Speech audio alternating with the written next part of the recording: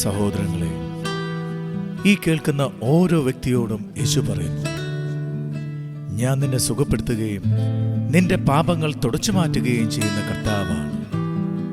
എൻ്റെ അടുക്കൽ വരുവൻ, ഞാൻ നിങ്ങളെ ആശ്വസിപ്പിക്കാം. യേശുവിൻ്റെ സ്വരം കേൾക്കുന്ന ഓരോ വ്യക്തിയും ശ്രദ്ധിക്കുക. ചിലർ പാപം മൂലം രോഗികളായിത്തീരുന്നു.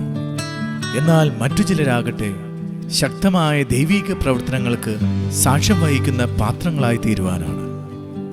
സഹോദരങ്ങളെ, കർത്താവായ യേശു ക്രിസ്തുവിൽ വിശ്വസിക്കുന്നവരുടെ ജീവിതത്തിൽ ഇപ്പോൾ ഈ നിമിഷം വലിയ അത്ഭുതങ്ങളും അടയാളങ്ങളും കാണുന്ന സമയം. യോഹന്നാന്റെ സുവിശേഷം 5-ാം അധ്യായത്തിൽ യേശു പ്രവർത്തിച്ച ശക്തമായൊരു അടയാളം നമുക്കറിയാം. ബേത്സേദ കുളക്കരയിൽ 38 വർഷമായി രോഗിയായി കിടന്നിരുന്ന ഒരുവനുണ്ടായിരുന്നു. കാലങ്ങളായി കിടപ്പിലാണെന്നറിഞ്ഞ് യേശു അവനോട് ചോദിച്ചു, സുഖം പ്രാപിക്കാൻ നിനക്ക് ആഗ്രഹമുണ്ടോ? അവൻ യേശുവിനോട് പറഞ്ഞു, ഉവ്വ് കർത്താവേ, എന്നെ സഹായിക്കാൻ ആരുമില്ല. യേശു അവനോട് പറഞ്ഞു, എഴുന്നേറ്റ് കിടക്കയും എടുത്ത് നടക്കുക. അപ്പോൾ തന്നെ സുഖം പ്രാപിച്ച് അവൻ കിടക്കയും എടുത്ത് നടന്നു. സഹോദരങ്ങളെ, അതേ യേശു ഇതാ നിന്റെ മുമ്പിൽ നിൽക്കുന്നു, സൗഖ്യപ്പെടുത്താനായി. വിശ്വസിക്കുന്ന ഓരോ വ്യക്തിയും ഇപ്പോൾ തന്നെ യേശുവിന്റെ നാമം വിളിച്ച് പ്രാർത്ഥിക്കട്ടെ. ഇതാ യേശു സുഖപ്പെടുത്തുന്ന സമയം. യേശു പറയുന്നു, ഞാൻ നിന്നെ സുഖപ്പെടുത്തുകയും നിന്റെ മുറിവുകൾ വെച്ചു കെട്ടുകയും ചെയ്യും. സഹോദര, സഹോദരി, വിശ്വസിക്കുന്നവരെല്ലാം ഏറ്റുപാടുക, ഏറ്റുപറയട്ടെ, യേശുവിന്റെ മുറിവിനാൽ എനിക്ക് സൗഖ്യമുണ്ട്, യേശുവിന്റെ നാമത്തിൽ എനിക്ക് സൗഖ്യമുണ്ട്. ഇതാ യേശു ആണികളാൽ മുറിവേറ്റ ആ കൈകൾ നീട്ടി ഓരോ രോഗികളെയും സുഖപ്പെടുത്തുന്ന സമയം. നമുക്ക് ഏറ്റുപാടാം.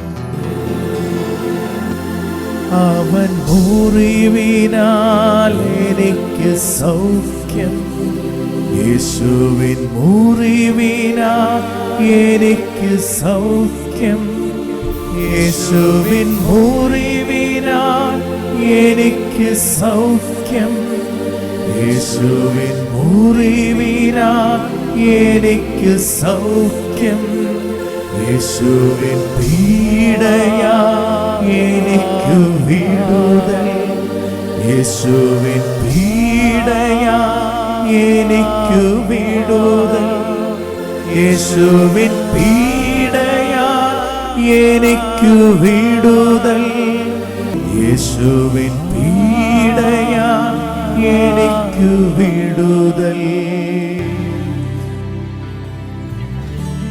എന്റെ യേശുവേ, ഈ പ്രാർത്ഥിക്കുന്ന ഓരോ വ്യക്തിയുടെ മേലും അങ്ങയുടെ കരുണ വർഷിക്കണമേ. അങ്ങ് സുഖപ്പെടുത്തുന്ന കർത്താവാണെന്ന് ഞാൻ വിശ്വസിക്കുന്നു. കർത്താവായ യേശുവിന്റെ നാമത്തിൽ ഓരോ രോഗികളും ഇപ്പോൾ സൗഖ്യം പ്രാപിക്കട്ടെ. യേശുവേ, എന്റെ പ്രാർത്ഥന കേട്ടതിന് ഞാൻ നന്ദി പറയുന്നു. 38 വർഷമായി രോഗിയായിരുന്ന ആ വ്യക്തിയോട് യേശു പറഞ്ഞ അതേ വചനം ഇതാ ഈ കേൾക്കുന്നവരോട് യേശു പറയുന്നു.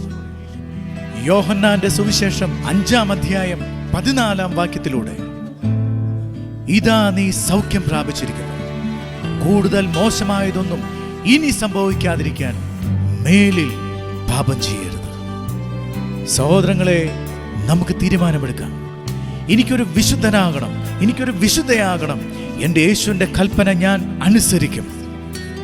ആര് യേശുവിൽ വിശ്വസിക്കുന്നുവോ, അവിടുത്തെ സ്നേഹിക്കുന്നുവോ, അവർക്ക് യേശു പറഞ്ഞ വചനം അനുസരിക്കാൻ സാധിക്കും. യേശു ചെയ്ത എല്ലാ നന്മകൾക്കായി നമുക്ക് നന്ദി പറയാം. നമുക്ക് യേശുവിനെ ആരാധിക്കാം.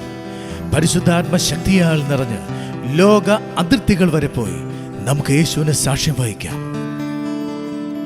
ദ റോയൽ പ്രൊഫസി മിനിസ്ട്രീസിന്റെ ഈ ആരാധനാ ശുശ്രൂഷയിൽ പങ്കുചേർന്ന ഓരോ വ്യക്തിയെയും യേശു സമൃദ്ധമായി അനുഗ്രഹിക്കട്ടെ. ആമേൻ.